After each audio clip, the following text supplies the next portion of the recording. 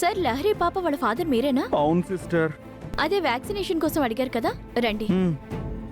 సత్య, నేను పాపకు వ్యాక్సిన్ వేయించుకొని వస్తాను. నువ్వెక్కడికి రావద్దు, నాకు వేరే పని ఉంది, నేను వెళ్తాను. సరే, వెళ్ళు. అమ్మయ్యా, కృష్ణ ఇంకాసేపు ఉండుంటే నేను వేసే వేషం కృష్ణకు తెలిసిపోయేది.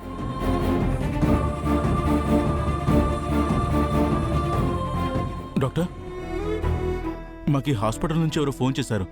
మా వదిన బ్రతికే ఉందని చెప్పారు డాక్టర్. అవును సార్, నేనే మీకు ఫోన్ చేశాను. మా త్రిపుర నిజంగా బతికే ఉందా? ఎక్కడుంది? ఎలా ఉంది డాక్టర్?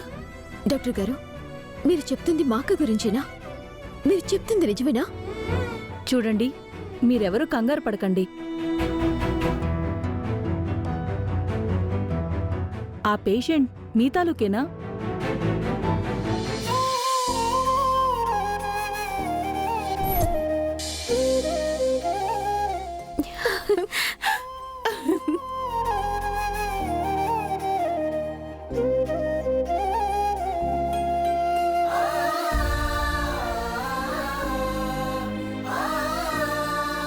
డాక్టర్, తను మా మనవరాలే. అవును, మా అక్కే డాక్టర్. డాక్టర్, తను నా కోడలు, నా పెద్ద కోడలు డాక్టర్. పేరు త్రిపుర. మా త్రిపుర బ్రతికే ఉందా?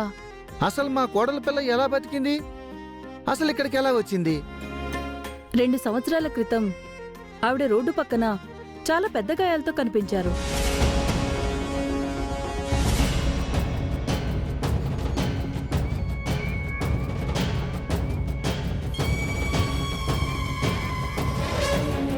ఆవిడ్ని తీసుకొచ్చి మా హాస్పిటల్లో జాయిన్ చేశాం. అప్పటినుంచి ఆవిడ కోమాలోనే ఉన్నారు. ఆమె వివరాలు కనుక్కోవడానికి చాలా ప్రయత్నాలు చేశాం. ఈ 2 సంవత్సరాల్లో మా వల్ల కాలేదు. అలా ఆమెకి మా హాస్పిటల్ ట్రస్ట్ ద్వారానే వైద్యం అందిస్తున్నాం. అనుకోకుండా ఆమెను ఇక్కడికి వచ్చి ఒక పేషెంట్ గుర్తుపట్టి ఫలానా బాలకృష్ణ గ్రూప్ ఆఫ్ కంపెనీస్ వాళ్ళకి సంబంధించిన ఆవిడని మాకు తెలిసింది.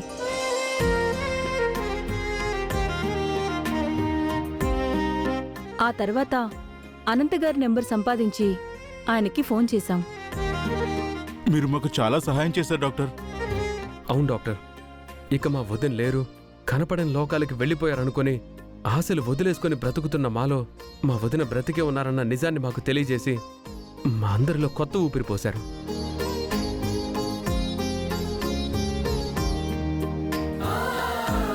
అవును డాక్టర్ గారు, మీరు తీర్చుకోలేము.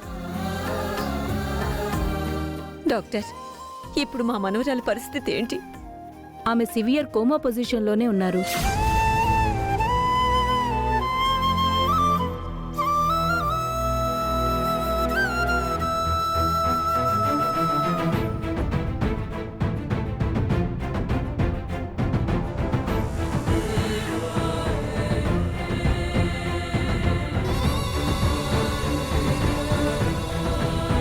ఆ రోజు బాంబ్ బ్లాస్ట్లో బాలతో పాటు పాపే కాకుండా త్రిపుర కూడా చనిపోలేదన్నమాట. ఆ దేవుడు మనకి మన కుటుంబానికి పెద్ద సహాయమే చేశాడత్తయ్య. అవును వాసుకి. పాప ఏం అవ్వదు.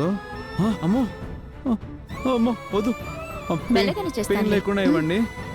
మెల్లగా.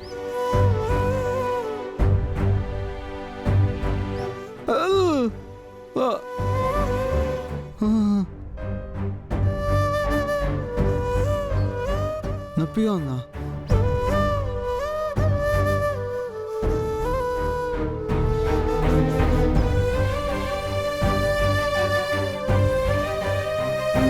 డాక్టర్, ఒకసారి మా వదిన్ని చూడొచ్చా? యాక్చువల్గా ఆమెన్న కండిషన్కైతే ఎవరిని అలో చేయట్లేదు, కానీ మిమ్మల్ని అలో చేస్తాను.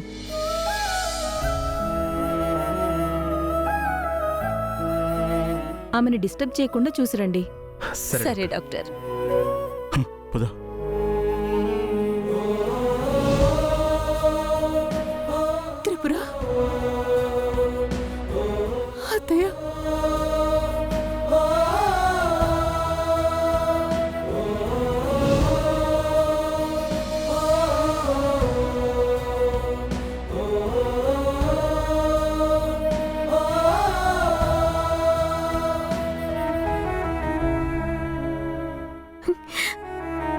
అక్క,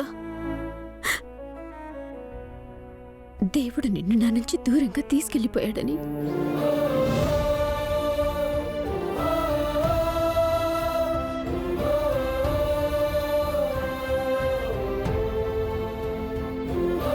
ఇక నిన్ను ఈ జన్మలో చూడలేనేమోనని బాధపడని రోజంటూ లేదక్కా.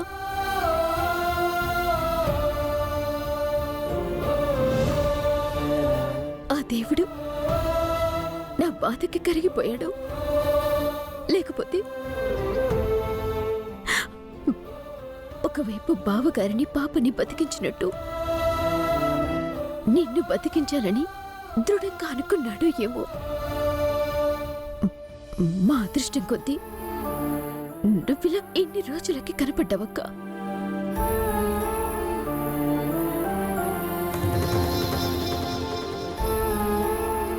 అక్క, కానీ నిన్ను ఈ పరిస్థితుల్లో చూస్తున్నందుకు ఒకవైపు ఆనందంగాను మరోవైపు బాధగాను ఉంది.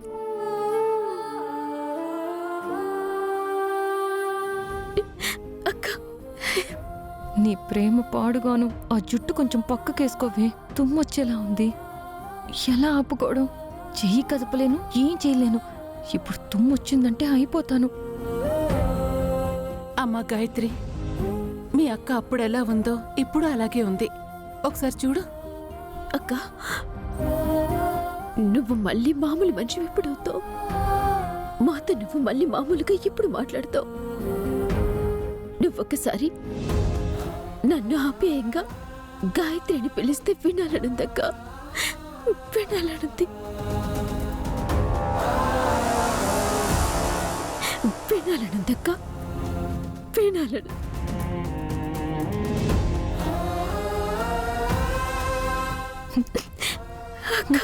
హ!